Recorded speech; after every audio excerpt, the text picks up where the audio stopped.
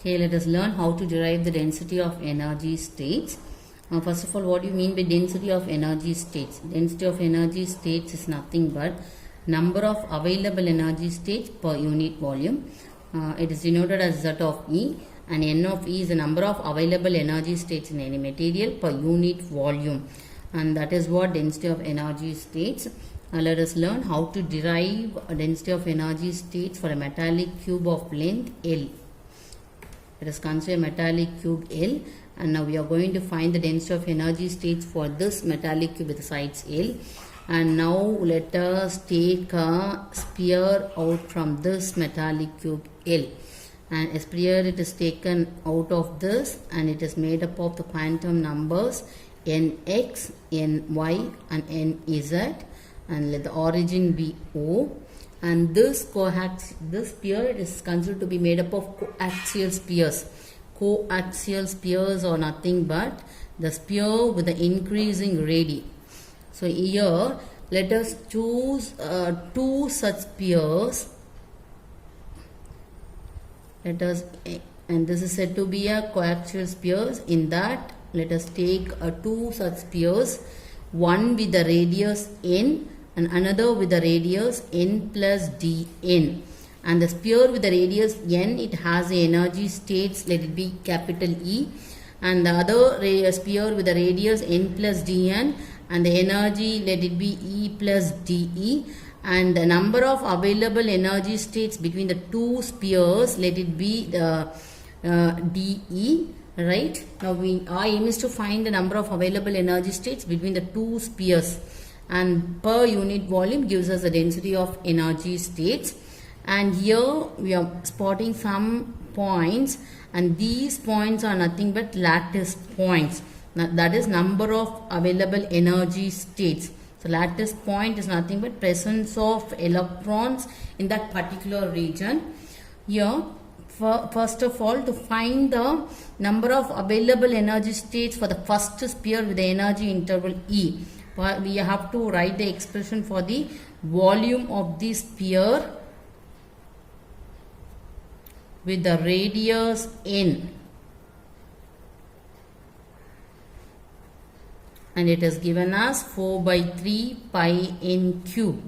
Now it is considered that 1/8 of the sphere, that is 1/8 portion of the sphere, will be having all the quantum numbers nx, ny and nz it taken as a positive integers in that 1/8 of the sphere, so that the equation it can be written as number of available energy states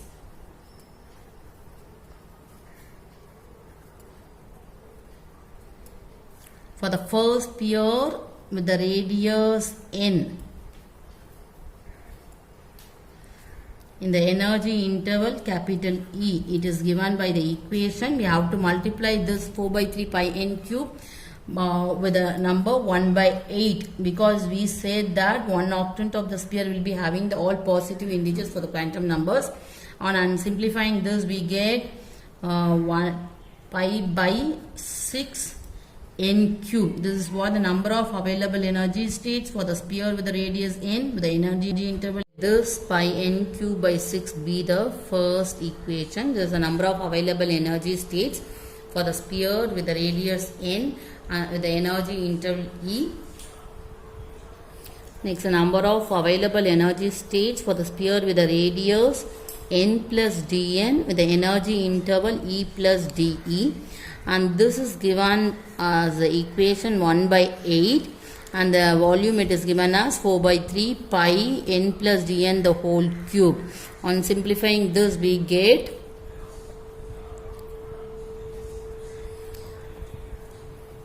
pi by 6 n plus dn the whole cube. Let this be the second equation. Our aim is to find the number of available energy states for the sphere within the two spheres with the radius n and n plus dn, and with the energy interval E to E plus dE. We need to find the number of available energy states within the two spheres, and that is given by the equation 2 minus the first equation. In the both equation we have pi by 6, so that we can take pi by 6 as common. From the second equation, n plus dn the whole cube minus n cube. And next write the explanation of the expansion of this formula, a plus b the whole cube formula. The a cube n cube plus dn cube plus 3n square dn plus 3n dn square minus n cube. Here this n cube get cancelled with this n cube, and dn with the higher powers can be neglected by knowing that dn is very small. So write only this term 3n square dn. Now we get n of e with the energy interval e to e plus de, which is equal to this 3 get cancelled with this, so that we get pi by 2 n square dn. Here we can write this n square as n into n dn. Now let us take this as a third equation. And next is by using the energy of the particle. Here the energy of the particle means the particle present in the energy state, it is electron. So by quantum theory, the expression for the energy of the electron, it is given as n square h square by 8 ml square, because we taken the length of the box as L as length. From this equation, we need to write the expression for n square. So that n square is equal to 8mel square divided by h square to the other side, h square. Now we are going to simplify this equation, and now we have to write the expression for n and n dn. We have written n square is equal to 8mel square by h square. And this equation, n is equal to 8me by h square power 1 by 2, and here and L squared is equal to, it also takes a power as 1 by 2.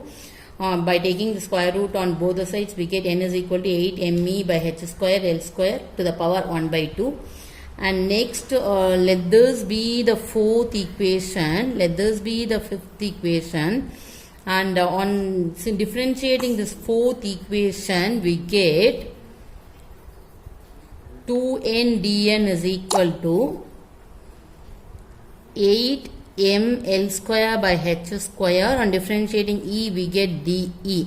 So from this, n dn is equal to 8ml square by 2h square de. Right? And let this be the sixth equation. Now we have 5 and 6. We need to substitute this 5 and 6 in the n of e equation. And we know that n of e equation is nothing but pi by 2 n into n dn. On substituting, we get n of e is equal to pi by 2. Here from the fifth equation, we can write n as 8ml square by h square power 1 by 2, and e can be removed out of the bracket, so it takes up e power 1 by 2. And next is n dn. This n dn is nothing but from the sixth equation, we can write 8ml square by 2h square de.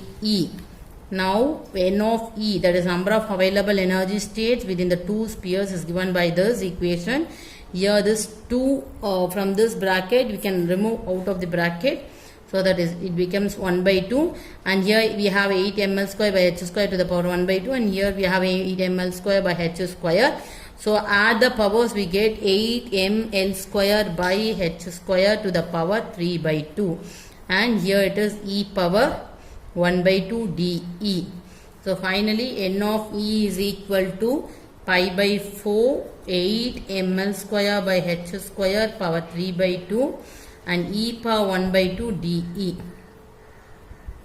It is said that z of e is equal to n of e per unit volume, and here z of e equal to n of e is given by the equation pi by 4 8ml square by h square power 3 by 2 and e power 1 by 2 de. And per unit volume means volume of the metallic cube, it is L cube.